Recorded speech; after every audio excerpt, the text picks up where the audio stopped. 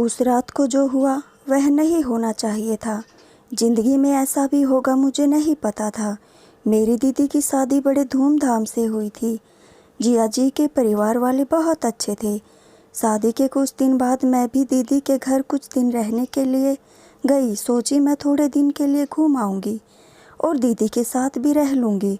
मेरी दीदी की सास मुझे बहुत प्यार करती थी और बहुत अच्छे से बात भी करती थी। सब बहुत अच्छे और मिलनसार थे। अंकित जी दीदी के देवर मेरा बहुत ख्याल रखते थे। दरअसल हमारी उम्र भी एक जैसी ही थी, तो हमारी सोच और ख्यालात भी एक थे। अंकित की सोच और ख्यालात भी एक थे। अंकित की बड़ी मम्मी का कहना था कि हमारी सहेली बहुत पैसे वाली है, आप लोग अंकित की शादी ऋचा से करवा दे। लेकिन सब उनकी शादी वाली बात को हवा में ले लेते। उधर अंकित जी को भी और उनके घर वालों को भी मुझसे ज़्यादा लगाव होता जा रहा था। हर वक्त अंकित जी हमारे आगे पीछे घूमते रहते थे। ऋचा अंकित जी की बड़ी मम्मी की सहेली की लड़की थी। वह कभी कभी घर पर आ जाती थी तो अंकित जी उससे नज़र छुपाकर भागते फिरते थे, क्योंकि वह थोड़ा मॉडर्न ख्याल की थी।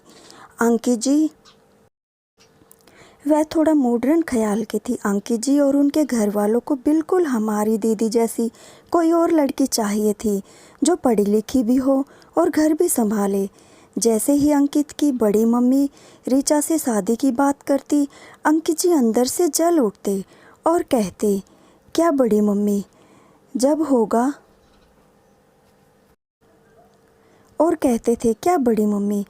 होगा देखा जाएगा। अभी तो आप हमारी नई भाभी के साथ एंजॉय करिए। घर के सभी लोग उन दोनों की बातें सुनकर हंसते और घर वालों को भी यह लगता कि बड़ी मम्मी और अंकित की वजह से थोड़ा बहुत हंसी मजाक भी हो जाता है। दीदी के ससुराल वाले दीदी और मुझसे बहुत खुश थे। दीदी के ससुराल में दिन कैसे बीत जाते हैं पता ही नहीं चलता। वहाँ कोई भी ऐसा नहीं था जो मुंह फुलाकर बैठे। धीरे धीरे हंसते खेलते दिन बीत गए और आखिर वह दिन भी आ गया जब घर से पापा का फ़ोन आया। पापा दीदी के ससुर जी से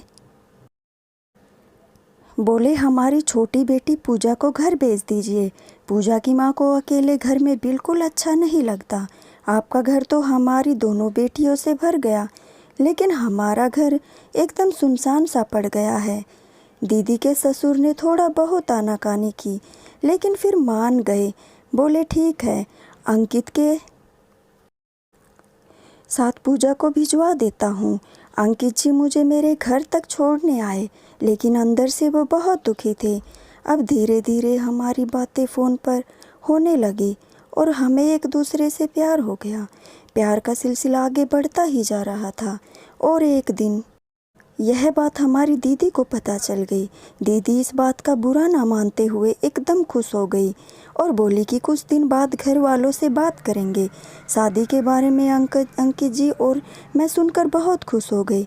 तभी अगले ही दिन दीदी की अचानक से बहुत तबीयत खराब हो गई। दीदी को जिया जी और उनके परिवार वाले जल्दी से हॉस्पिटल लेकर पहुँचे। इधर हम लोग भी जल्दी से हॉस्पिटल पहुँचते हैं। वहाँ पहुँचते ही मैंने देखा दीदी अंदर एडमिट थी और उनके ससुराल वाले सभी लोग रो रहे थे। अंकित की तरफ देखकर थोड़ी खुशी तो हुई, लेकिन उस समय हालात कुछ ऐसे थे कि दीदी के अलावा कुछ नज़र नहीं आ रहा था। अचानक से डॉक्टर साहब बाहर आए और बोले, सॉरी, हम पेशेंट को नहीं बचा सके। उनके पेट में अल्सर था जो कि अब पॉइजन बन गया था, इस वजह से हम उन्हें नहीं बचा पाए। सुनकर सबके पैरों तले ज़मीन खिसक गई। दीदी अंदर अकेले पड़ी हुई थी। उन्हें देखकर यह लग रहा था कि अभी वह उठ जाएगी, लेकिन अब वह दोबारा कभी नहीं उठ सकती थी। सभी लोग रोते रोते बेहाल हो गए थे।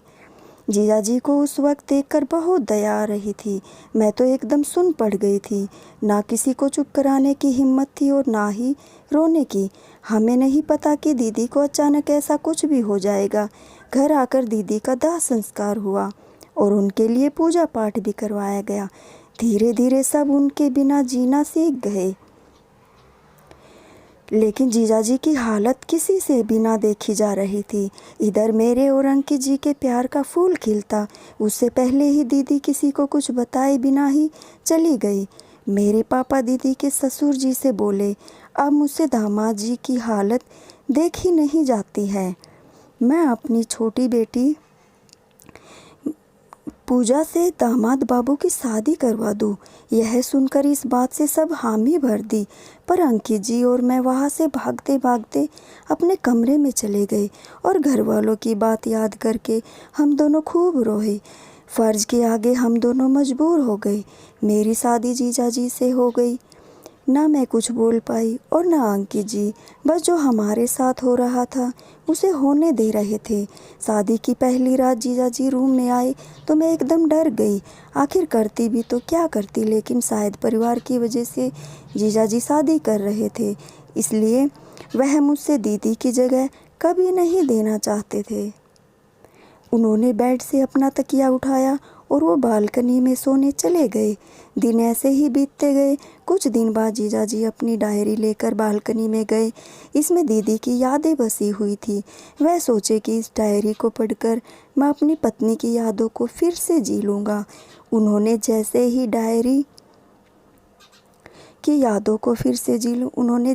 डायरी खोली, उसमें एक लेटर था जो बिल्कुल डायरी के पहले पन्ने से चिपका हुआ था।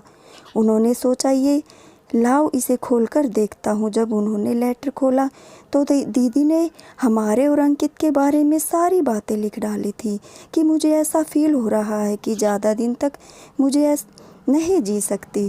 शायद आपके आने तक इस दुनिया में मैं ना रहूं। इसलिए मेरी आखिरी ख्वाहिश है कि देवर जी की शादी मेरी बहन से हो जाए और आप मेरी यह आखिरी ख्वाहिश ज़रूर पूरा कीजिएगा। आपकी अनुराधा। लेटर पढ़ते हैं जीजाजी की आंखों से आंसू निकलने लगे और वह तुरंत ही अंकित को मेरे कमरे में ले आए और हम दोनों से सारी बातें कहने लगे कि क्यों तुम दोनों ने मुझे एक बार भी नहीं बताया कि तुम दोनों एक दूसरे से प्यार करते हो। उस वक्त मैं और अंकित जी रोए जा रहे थे। हमारे मुंह से कुछ बोला ही नहीं जा रहा था। अगले ही दिन जिया जी ने पूरे घर वालों को यह बात बता दी, मुझे तलाक दिया और पंडित जी से एक अच्छा सा मुहूर्त निकाल कर दोनों की शादी करवा दी। आज जीजा जी हम दोनों को एक साथ देखकर बहुत खुश होते हैं। दीदी का ससुराल अब मेरा भी ससुराल हो गया। पहले की तरह तो नहीं, लेकिन कुछ हद तक हमारा परिवार फिर से खुश रहने लगा। दोस्तों, ये एक सच्ची कहानी है। आपका इस कहानी को लेकर विचार है, अपनी राय कमेंट बॉक्स में ज़रूर बताएं और ऐसे ही वीडियो देखने के लिए हमारे चैनल को सब्सक्राइब ज़रूर कर लें। धन्यवाद दोस्तों।